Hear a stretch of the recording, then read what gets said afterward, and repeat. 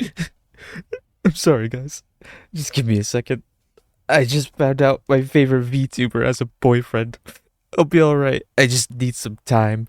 If you're someone who doesn't watch anime, it must be pretty damn jarring to see that harem is an actual genre, because if you take even 2 seconds to think about it, it sounds incredibly stupid and makes no sense. Yet here we are. We've simply just accepted it as part of the medium and have even created a whole subculture around it. As a 22-year-old virgin, I have no shame in admitting that. Of course, I partake heavily in this specific genre. Not to do any sort of self-insert, mind you. I've stated multiple times in the past how cringe I find that kind of thing. I think Gigak from Trash Taste described it perfectly as watching a sport where you pick your favorite girl and spend the rest of the show's runtime rooting for that specific girl. Does that mean buying a shirt of said anime girl is like buying a jersey with your favorite player's name on it? Something to think about.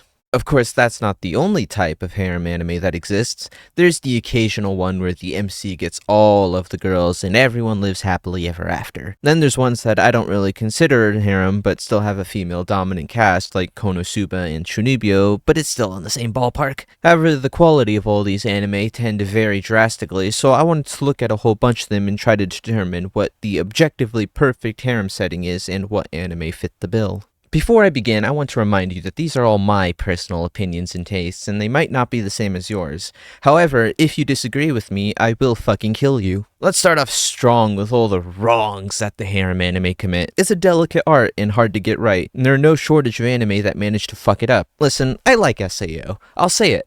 I think Aincrad and even the gun arc are really damn good. Not the elf one, but nobody likes the elf one. God, you couldn't even commit to the incest. Either make them blood related or not related at all. Don't pussyfoot around with this half-sibling nonsense.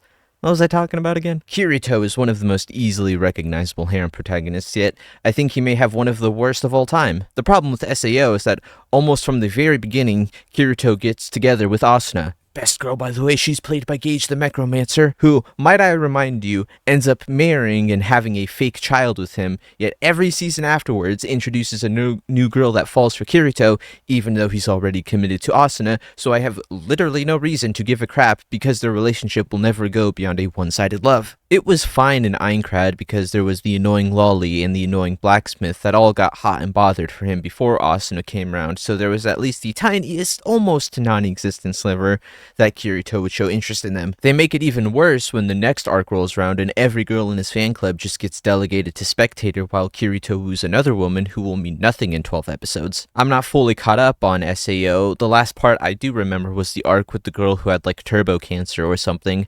I remember her being hospitalized and I don't even remember if I finished that season. Maybe later on some of my complaints get remedied, but right now I just don't have the motivation to get back into it. I think objectively it just might be the worst harem, like, ever. He picks one girl, which is fine by me, but then he keeps getting new ones who serve no purpose other than to make him look cooler, but if you ask me, all the girls besides Asuna and Sinon were mid as fuck. There's also this anime I can't be bothered to read aloud where a Gyaru and his sister try to bang the MC, but he's already married as it says in the damn title, so I know none of these girls have even the slightest chance of getting a W. That's a trope in and of itself that annoys me, where either the title gives away the winning girl or there's such a clear distinct winner that there's also no point in being interested in the others. Alia's name is literally in the title. As much as I love Yuki and Masha is okay too, I guess, it's hard to stay invested in them since they lost the moment this series was conceived. Or something like Asterisk Wars, where there's a bunch of cool girls, but I can already tell that Euless Alexia von Riesfeld, why do I remember that name, is going to end up with the MC in the event this series ever gets a third season, and I swear to God, if it does before Chivalry of a Failed Knight gets a second, I'm going to commit a crime some would consider to be hateful. A much more controversial take that I'll kill you for if you disagree with me is the harem anime where everyone wins. There's no tension, no intrigue that keeps me coming back. I have a lot of reasons for ditching smartphone anime, such as animation that looks like someone sliding magnets across a fridge, but the girls all coming together to marry what's-his-nuts together just bored me to death and decided that it was time to check out. The one exception to this is the 100 Girlfriends anime, because it's such an absurd concept that it wraps all the way around to being genius. Like Honest Voldegood beating a dude to death with his heartbeat. I'm all for power fantasies where everyone gets a happy ending, but there's something about women who are incredibly chill with their boyfriend fucking other women in front of them that it just doesn't sit right with me. I roll my eyes every time the protagonist gets the girl very early on, then said girl talks about how incredibly normal it is for a man to take on multiple concubines and mistresses, and I'm just like, bro, you already won, shut your mouth. It's especially, I've already talked about this before, terrible when it's slave women who don't get a say in the matter.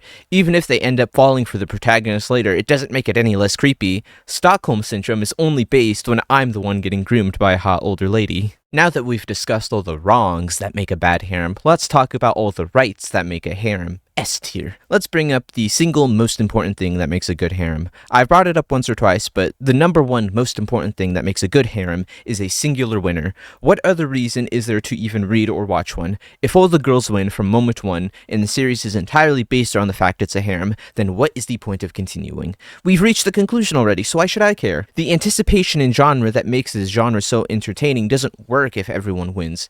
If everyone wins, no one does. I understand the appeal of having every girl fawn over the protagonist, but I've always been a monogamous person. With that said, though, I still enjoy the race of it all, which is why I don't just stick to regular singular romances. One of the hardest things to get right about a harem is the number of girls in said harem. It can be a major problem because if you have too many and your cast looks like rubies, it makes it very hard to develop all the characters. The golden number that at least makes it a harem is 3. I've seen people try and make the argument that 2 can be considered one, and no? That's not a harem, that's a love triangle. That's like calling Origairu a harem. What's the maximum number before it's considered bloated? 5. I only say this because this is the number I've seen where time can still be dedicated to develop each individual. Usually when it goes beyond this, the most we get in terms of character is each girl having a single defining trait and are completely shallow beyond that one trait. I won't say this next one is an absolute, but I can say that all the best ones have this. I said it's always a good thing when one girl comes out on top, but I think it's very important for the series to specify this from moment one. It helps set expectations and immediately gets you hooked on the mystery of who will win at the end. It's kind of like How I Met Your Mother, where one of the main appeals of the show is the build-up to said mother. Now that I've established said rules, what anime are considered the best from a scientific standpoint? I've got 2 for you right now. One is actually finished and can say with confidence is a shining example of a good harem anime/manga. The other is still ongoing, but I'm hopeful for its future. The ongoing one is the currently airing Tying the Knot with an Amagami Sister. My reasoning for this is simple. It has only 3, which gives everyone breathing room to develop, and something I didn't mention but I find it to be a good thing is that when our main character is first introduced to these girls, they're not really interested in him, and in certain cases don't even like him, period. This is also true with our second one, but please show some patience, Hugabutt. It also does one of my favorite things and lets you know from moment one that only one girl is coming out of this on top, and there will be no cringe-ass participation trophy everyone wins ending. Also, it's not really relevant, but Asahi's Japanese VA is the same as Ellen Joe, so that gets bonus points from me. What I believe to be the absolute perfect harem anime/manga, even though I didn't think its ending was perfect, is the quintessential Quintuplets. I've noticed the trend between these two being that the MC is a smart but arrogant dickhead and the cast of girls consists of sisters, so there you go, there's the winning formula. I am going to spoil the manga of the quintessential Quintuplets, so if you don't want that, fuck off. The quintessential Quintuplets did a very good job of subverting my expectations. I was hard expecting Itsuki to be the winning girl because it seemed so obvious and predictable at the start. The girl whose job is to be a turbo hater towards the MC, even though the two are more alike than they realize, and a lot of plot points are centered around her, just like Yuna from the Amigami Sisters, which is why my current predictions are Yuna being the winning girl. Much to my surprise though, Itsuki never actually ends up falling for Futaro, so the series is actually a 4-girl harem, funnily enough. One of the things I most appreciate about this series, that many do a terrible job at it, is making me believe that any of the girls here actually stand a chance at winning. While reading through the quintessential Quintuplets, I could see any of the Nakano girls ending up with Futaro and having it actually make sense. They all had a very well-developed relationship with him, and up until the end, it was very hard to tell who's going to come out on top. Except Ichika, that was never fucking happening, let's be real.